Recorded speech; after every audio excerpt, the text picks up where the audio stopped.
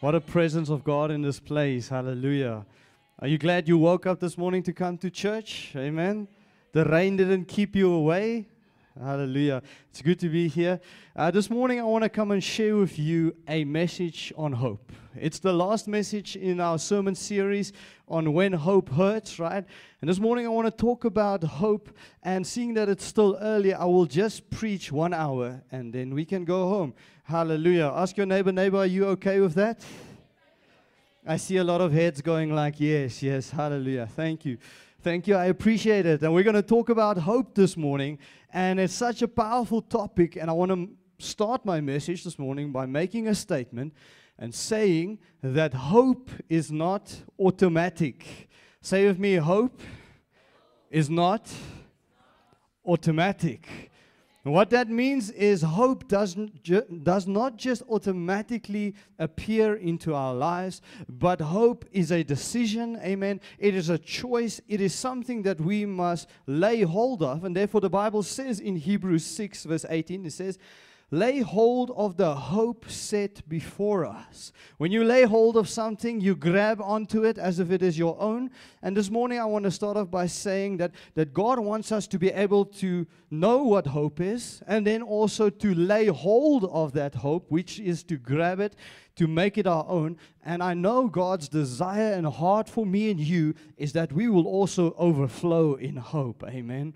You see, the challenge is, the problem is sometimes Christians, they found hope somewhere in their life, and they've met Jesus and they've given their life to Jesus, and they have periods of being hopeful, but then there are periods where they are not so hopeful, and it is as if they have lost grip on hope. They've lost their hold on hope. They don't overflow or abound in hope anymore. And you know what? The enemy, his main purpose, his main goal is to come and destroy the hope that me and you have. Amen. If he can destroy the hope that you have, he makes you powerless. Hallelujah. He makes you purposeless. He takes out the drive out of your heart to move forward. And therefore, the enemy's fiery dart is aimed at our thoughts. Do you know that some of the biggest battles that we fight happens up here? In the soul dimension, in our thoughts and in our minds. Therefore, Paul says, he says this life is a spiritual battle, so you must put on the armor of God. And the reason why you put on the armor of God is to protect something very valuable inside of you. It's to protect the hope that you have in Christ. You put on the shoes of readiness, hallelujah, the belt of truth, the breastplate of righteousness, the sword, which is the word of God, the helmet of salvation, and the shield of faith. And you do this to quench the fiery darts of the enemy. Because if the enemy can steal your hope, he brings darkness into our hearts. He removes you from God's will. He removes you from the plan that God has for your life. So this morning I want to explain to you what hope is. And I believe many of us, we already understand, we have an understanding of hope. But I want to come and add a little bit to it this morning. And I want to start off with the first scripture and the first point. And the Bible reads in Hebrews, you can follow with me. It says in Hebrews 6:19, it says, this hope that we have as an anchor to the soul, both sure and steadfast, and which enters the presence behind the veil. So hope allows us to enter the presence of God. But I like what the scripture uses here. It uses a metaphor, and it compares hope to an anchor. Hallelujah. And I believe all of us know what an anchor is here in this place. It's that big metal thing that a ship has. And in my preparation, I said to myself, well, I just want to understand what the Bible says when it says hope is an anchor to your soul. I want to understand what the purpose of an anchor is. Even though I've seen it on movies, I've read about it in books, I've never really done research on the purpose of anchors. When I've done some research I went to Google, typed in what is the purpose of an anchor. It was to my interest that I found that I don't know so much about anchors that I thought I'd know about. And the first thing that I learned about anchors is that anchors keeps you safe in the middle of a storm. And this is what the scripture says. It says hope becomes the anchor of your soul. And your soul is that dimension of yourself where your thoughts dwell, where your emotions dwell, where your feelings, your will, your drive. That is that area of your life. And when a boat has an anchor and the storm rises around of it, do you agree with me? Many times the captain loses sight of the land. The captain loses sight of where he is going. And in a situation of life, many times we face the same thing. Storms rise up. Our emotions go out of control. We lose focus on where we're going because the situation is so big, we don't know which way is left and right. And the challenge is, if you don't have an anchor as a captain, what happens is you are at the mercy of the sea. You are at the mercy of the storm that is taking control of your life. God says this morning, I want to give you control over your soul. I want to give you control over your life. I want to make you steadfast and sure. And the answer to that is the supernatural power gift, which is hope. One of the greatest important things on a boat in its toolkit is its anchor. A captain who is wise does not go into the sea without an anchor. Because when the storm arises, they lower the anchor, and you know what happens? When it goes down, it goes all the way down into the floor bed, the seabed of the ocean, and then it grabs into the solidness. And you know what happens when the storm starts to pull the boat to the left, to the right? When the storm wants to pull the boat to the land, to the rocks, to destruction, the boat stays solid because it has found its solidness in the seabed. When we put our hope in God, we find our solidness in the promises of Jesus Christ. And when we lower that anchor, which is hope, into God, no storm can pull us in the wrong direction. Hallelujah. The situations, the heaviness of life does not steer your boat anymore. Amen. But now you say, I will stay put on my place of hope. I have lowered my anchor into Christ. And to my amazement, there's actually two kinds of anchors. The second kind of anchor, the first one we know very well, is that big metal thing that grabs into the floor bed. The second kind of anchor is called a drogue anchor. And this is an anchor that looks kind of like a parachute. And you can see on the screen, I thought, let me put in a picture so that you can see what I'm talking about. The second one is called a drogue anchor. And this is something that a captain also lowers into the water in the midst of a storm, and this thing goes under the water and it keeps the boat stable so that the captain is able to navigate through the difficult storms that they are in, to keep the boat from going over. An anchor's purpose is to keep us safe, stable, and in control in the midst of whatever we face. Hallelujah. And you know, sometimes God wants you to navigate out of the storm that you're in. Then you need to apply the anchor of hope. You need to get the steadfast inside of you so that you can navigate out of that situation of hope. And the second important purpose of an anchor, which I really like, is that when fishermen go out to sea, and they go and they travel and they search, and they finally find a place where there is a lot of fish, what they will do is they will lower their anchor into the seabed so that they can remain at the place where the fish is. Sometimes life wants to pull us away from God's purpose. If you're not anchored in God, if you're not anchored in hope, life will pull you away from the purpose that God has for you. And guess what? We are all made to be fishermen. Amen. Tell your neighbor, you're a fisherman. Amen. The fisherman, and your life is a boat. Tell them your life is a boat. God wants you to have an anchor equipped so that when He takes you to the place He wants you to be, so that you can drop anchor and be in purpose. And the powerful thing about having hope as an anchor to your soul, it keeps you heaven bound. It keeps you focused on the bigger purpose that you are here. Hallelujah. God didn't give you your boat so that you could just enjoy it. He didn't give you the boat so that you can be on the Vaal River and just enjoy the sun. He didn't give you the boat so you can be on the ocean and look nice. Hallelujah. You don't just have this life to live it for yourself, but there is a bigger purpose to the boat that God has given you. There's a bigger purpose, but God wants you to equip the anchor of hope so that you can remain at the places where He wants you to remain, so that you can be effective and remain in the will of God. Isn't that powerful? Hallelujah. Jesus, yes, Jesus, the anchor of our soul. Hope, the anchor of our soul. God wants you to be steadfast. If you have hope, you'll be able to cope. Hallelujah. You'll be able to be in control, hallelujah, to bring these emotions, these thoughts under God's will and God's plan, God's promises. That is what hope does in me and you. God says this morning, it's a moment for us to come and restore hope, to grab a hold of hope, to understand again what hope means for me and you, to abound and to overflow in hope. And listen, I understand. Sometimes life throws us a curveball. And our emotions go out of control. Have you been there? Have you been in a place in your life where you've gotten depressed? Hallelujah. That's like a swear word for Christians. Christians aren't allowed to get depressed. Amen. It's something that we don't want to talk about. And it's something that we don't want to address. And you know what's powerful? When I read in the Old Testament, there's a guy in the Old Testament, you know him well. He's like the hero of the Old Testament. He's the guy who defeated 1,000 Philistines. He is the guy who threw a rock at a giant and knocked him down. Hallelujah. He's the guy who God calls the beloved of my soul, right? The one who I love so much. This guy, when you go read about him, many times we find in the Psalms that he gets a little bit depressed. I want to read to you a scripture, but I want you to take a note when I read to you the scripture, how he talks to himself.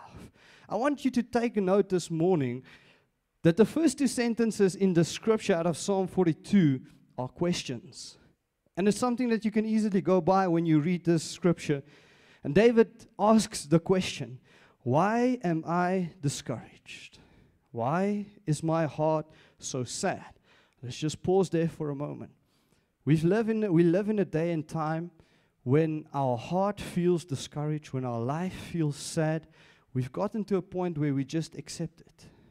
Sometimes we wake up in the morning and you just don't have the energy and you say, this is not my day. I've woken up on the bad side of bed, and that's it. But look at David. He doesn't just accept his situation. He doesn't just accept his emotions. He just doesn't just accept how he feels. He doesn't accept the depression. Hallelujah. He doesn't accept the anxiety. He doesn't accept the stress. He asks important questions. Why am I discouraged? Is my heart sad?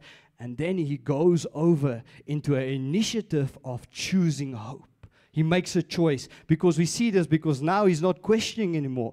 First two sentences, he asks the question. He takes note of his soul. He takes note of where he is in life, but then he doesn't accept it. Amen. We've gotten so used to just accepting where we are at.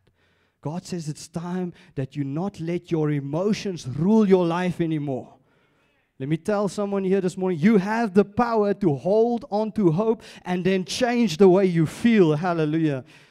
Do you hear it this morning? And then David goes over and he makes this statement. He says, I will put my hope in God, ! I will praise Him again, my Savior and my God. When last did you wake up and you say, Lord, I don't accept this sadness. Lord, I don't accept this depression anymore. Lord, I don't accept this anxiety anymore. Lord, this morning I lay a hold of hope. I choose above my emotions. I choose hope. I anchor my soul in the solid bedrock, which is Jesus Christ, in the promises of the Lord. Amen. When last did you pray like that? Let me tell you, that is someone who's serious about life. If you pray like that, you're serious about your life and you're not allowing things to just rule your life. You know there's a purpose to your life.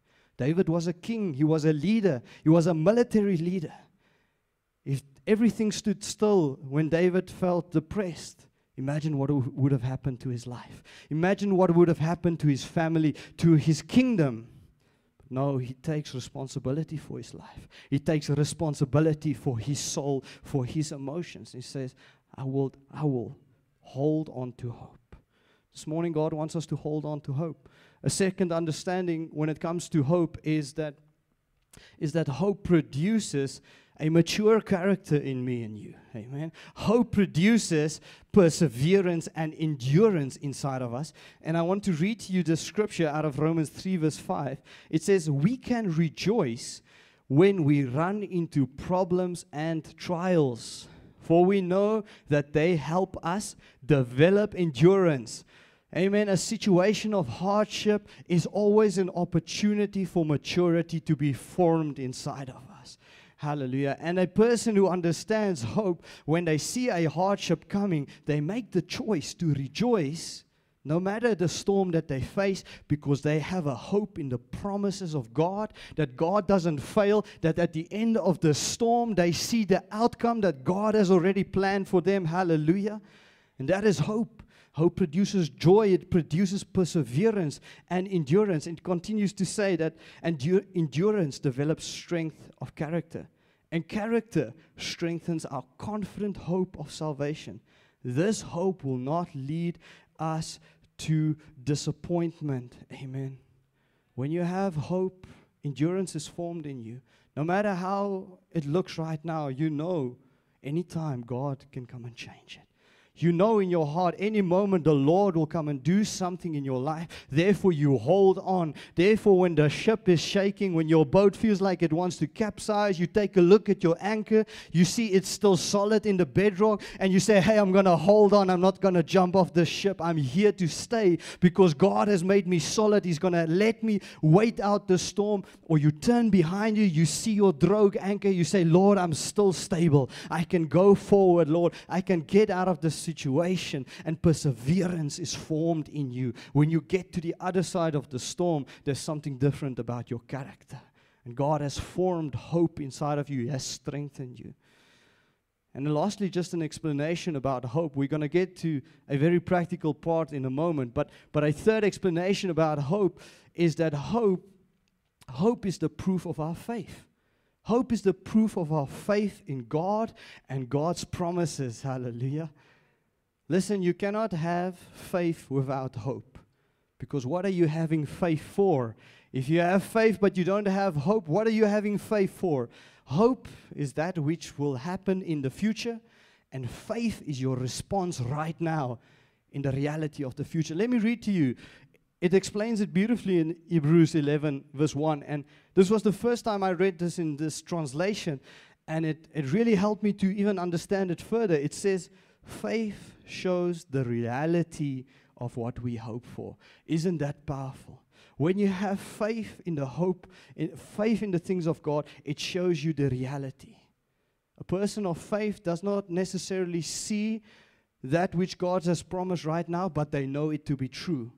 It is a reality to them. It is something that lives in their heart. They know that God will come through, but they respond in faith right now. So faith, it shows us the proof of our hope. And then it says, it is the evidence of things we cannot see. There was a person in the Old Testament, Abraham, and we know the story. God promised to Abraham at the very young age of around 90 that he will have a son, he will have children, and he will have descendants. Amen.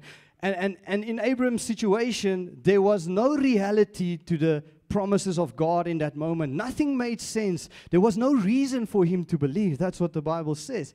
Sometimes in your life, there's no reason for you to believe that God will do what he says he will do. But that's when we have faith. That's when we have faith. And the Bible says the following. Abraham responded in Romans 4:18. It says, even when there was no reason for hope, Abraham kept hoping, believing that he would become the father of many nations, for God said it to him. And this is the foundation of our hope. It is God that says it. And because God says it, we can have hope. Hallelujah.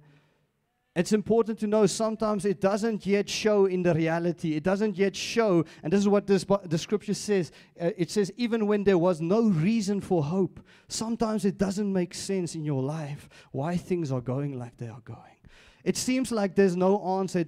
You don't understand why God is allowing certain things. It doesn't make rational sense. It doesn't correlate with reality. It doesn't correlate with reality, but because you have faith in God, you know that he will do what he said he will do, and you hold on to that. So hope is proof of our faith in God. And I want to give you a quick definition of hope this morning. It says the definition says hope is a confident expectation that we will receive the promises of God. It is a confident expectation in the promises of God in your life. If you have hope, you can face many things because you have an expectation that God will do what he says he will do. God promises it. Jesus paid for it. Hallelujah. And you have to receive it. The hope is for you to lay a hold of, but see, you need to be like David and say, I'm going to choose to lay hold of it. You need to be like Abraham, where Abraham says that there's no reason. It seems like there's no reason to hope, but I hold on to hope nonetheless, because God never changes. God never lies. He never changes His mind. If God had said something to me and you, amen, He will keep to it. And that is what it means to have hope. It means to hold on to hope. It means to drop your anchor into God's promises. And this morning I want to give you a quick breakdown so that you can remember, amen, so that you can remember the next time you are in the midst of your storm that God has given you an anchor and you can drop this anchor. I'm going to give you a quick explanation or an acronym of the word hope. When we start with the letter H, it stands for holding on to God's promises. To abound in hope, to overflow in hope, to grab a hold of hope means that you hold on to God's promises. Numbers 23 verse 9 says, God is not a man, He does not lie. He is not human. He does not change His mind. Hallelujah. Has He ever spoken and failed to act? Has He ever promised and not carried it through? We hold on to the promises because God is faithful. And He showed His faithfulness through His Son. For God so loved the world, He sent His only begotten Son. Jesus Christ is the proof of God's faithfulness. And listen, because God is good, everything that He produces is good. So we have an expectation for a good outcome. Hallelujah. O stands for outcome. When we hope in God, we know that His plans, His wisdom, His knowledge stretches far above our own. Amen. When last did you say, Lord, I need your wisdom. I don't understand the situation. Lord, I need some answers, Lord, because I don't know how to do this. That means you have hope that God knows what's best. Hallelujah. So the outcome of the Lord for us is good. And it says it in Romans 8. We know that God causes everything to work together for the good of those who love God and are called according to His purpose. Let me tell you today, God is busy working together for the good of those who love Him. If you love the Lord, I want to tell you, you have a reason to hope this morning. You have a reason to expect a good outcome in your life this morning. I want to encourage you this morning, do not let your situation define what you hope for, but you put your trust in God. And we said it earlier, when we hope in God, there's peace, there's joy, which means there's no more place for fear. Hallelujah. When there's fear, there can't be hope. Because when there's fear, it's a sign of a lack of trust that God will make a way. It's a sign of a lack of faith. But God says, I will bring peace and joy upon your life. And therefore you find this strange occurrence that Christians can even be happy when life is tough. It means that you as a Christian, you are able to be happy when life is tough. Doesn't mean you have to be sour all the time. We spoke about attitude last week. Hallelujah. It is your choice to respond to your situation by grabbing onto hope and see how God produces peace, produces joy in your life. And finally, the E of hope is the expectation that me and you have. And I think this is an important point, important part for us to understand, because the hope that the world talks about is not the same as the hope that we have. When you hear someone say in the movies, I hope for this, you must understand they have a wish, but it is based upon nothing. But when we hope, it is based upon a certainty that God will come through. It is based upon the certainty of God's word and God's promises for me and you. Therefore, when we have an expectation, it is not maybe, it is not if, but it is because God said to us, because the word of God is our foundation, we expect, hallelujah, we hold on to it, we hope for a good outcome, we are filled with peace and joy this morning. Do you understand what hope is today? Hallelujah. Come on, ask your neighbor, do you know what hope is now? Ask your neighbor, do you know you have an anchor? God has given you an anchor. Hallelujah. It's time to start using that amazing anchor and not allowing the life to pull and push you into any direction anymore. Hallelujah. God has given you the tools to navigate this life. He has given you hope. He has given you a direction and an expectation. And I want to close this morning with the last two scriptures. And this is such a beautiful scripture because it talks about how God sees me and you and how He looks at our lives. And I think the scripture is a consolation to us because sometimes we feel like the Lord has forgotten about us. Sometimes we feel that our situation has surprised the Lord. We feel that our situation is above God's control. But listen to what the word says in Jeremiah 29. It says, I know what I am doing. God says, I know what I'm doing. Listen, this morning God says He knows what He's doing with your life. It continues to say, I have it all planned out. I have a plan for your future. Amen. Maybe you grew up in a household. Maybe you grew up in a way where people didn't really care about you, where there was no plan for your future, where there was no hope for the future. You just had to get by every day. This morning I want to tell you, come to your Father in heaven. He knows what He's doing with your life. Maybe you sit here and say, but it was my fault, Pastor. It was the mistakes, the decisions that I made. I want to say to you, God knows what He's doing. He can get you out of your situation this morning. If you're willing to lay a hold of hope, He can take you out of the storm of your own doing as well. Hallelujah. It continues to say that I have it all planned out. The plans to take care of you, not to abandon you. God will not abandon you in the midst of your storm. He will not give up on you. Plans to give you the future you hope for. Listen to this, verse 12. When you call on me, when you come and pray to me, I will listen. This morning is an opportunity for you to grab a hold of hope. This morning is an opportunity for you to come and talk to the Lord. To come and tell Him what's going on in your life. He knows already, but He wants you to come to Him. He wants you to reach out to Him this morning. He wants you to submit yourself again to Him this morning. And the final scripture today, it says, blessed are those who trust in the Lord and have made the Lord their hope and confidence.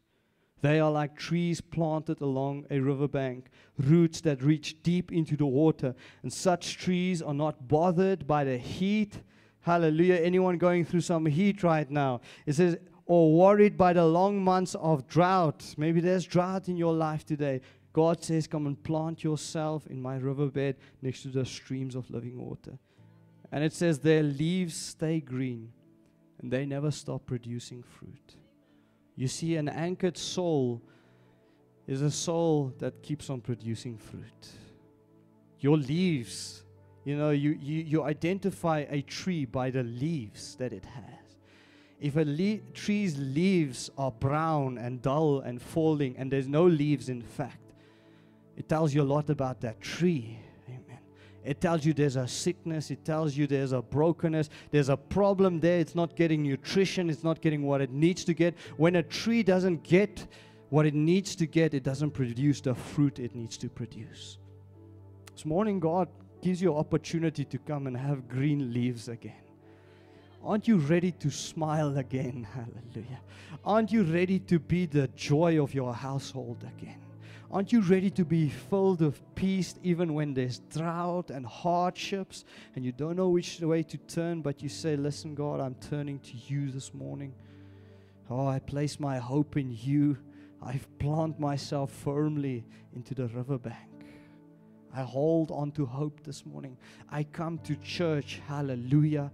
I come to cell group, hallelujah. I speak with my leaders. I connect with my people so that in the midst of my situation, someone might guide me back to hope.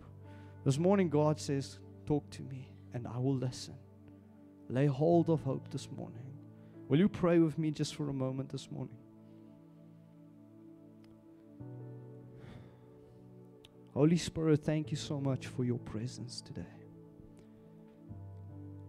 Holy Spirit, thank you that you remind us today of the free, powerful gift of hope.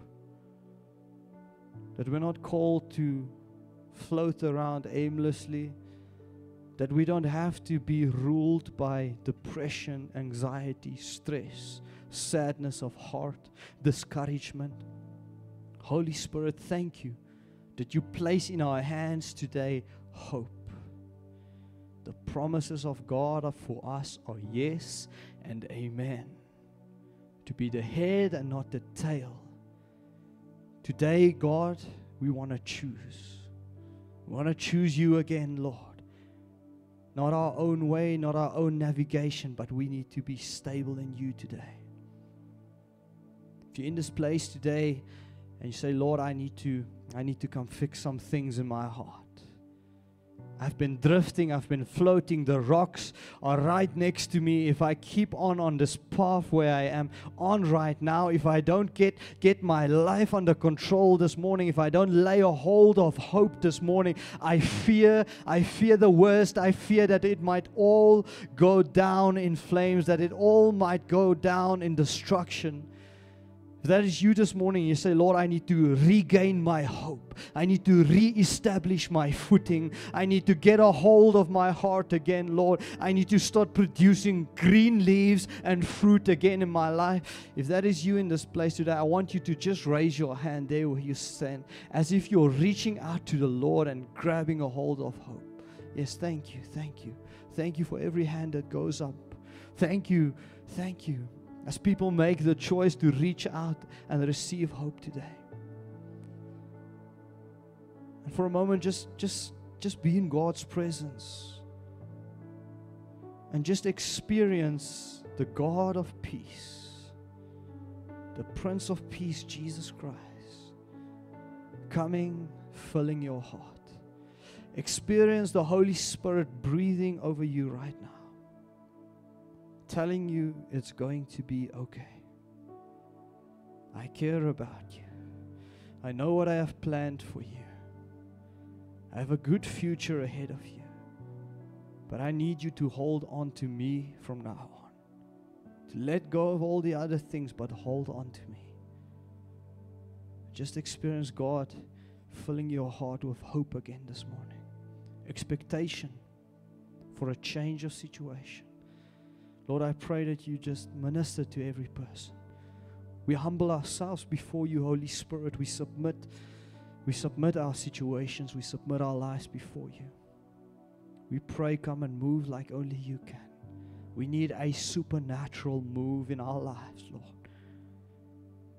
If you're in this place, you can lower your hand. If you're in this place this morning, I want to tell you your journey with hope, having hope for yourself, starts and ends with Jesus Christ. Hallelujah. Jesus Christ is the way, the truth, and the life. The answer is Jesus. Maybe you're here today and you have not given your life to Jesus. You've never had the opportunity to lay a hold of hope by giving your life to Jesus this morning. I want to give you the opportunity. If you're in this place, maybe you want to fix your life, but first let's start. If you want to come to Jesus this morning for the first time, will you just raise your hand and say, Lord Jesus, that's me. I want to give you my life today. Yes, thank you, thank you, thank you, thank you. If you're in this place today and you say, Lord, I need to fix my relationship with you. I have backslidden, I've gotten lost, I want to come back to you, Jesus. If that is you today and you say, Jesus, I want to come back, just raise your hand real quick. Thank you, thank you, thank you, thank you. Can we pray this together as a church? Lord Jesus, today I choose you. I don't choose anyone else. I don't choose my own life. I choose you. Jesus, you're my everything. You are my hope. You are my salvation. In you I put my trust. Not in the wisdom of man, but in your wisdom. Thank you for your love, Jesus, displayed on the cross. Thank you that as I give my life to you, the power of the cross applies to me. I am redeemed, bought back. I am forgiven, past, present, and future. I am justified, made right in the eyes of God. I am sanctified, set apart for a greater purpose. I am cleansed. You remove the stench of sin from my life. I'm whitewashed. Thank you, Jesus, that you save me now. In Jesus' mighty name, amen and amen. Come on, can we give Jesus a praise this morning?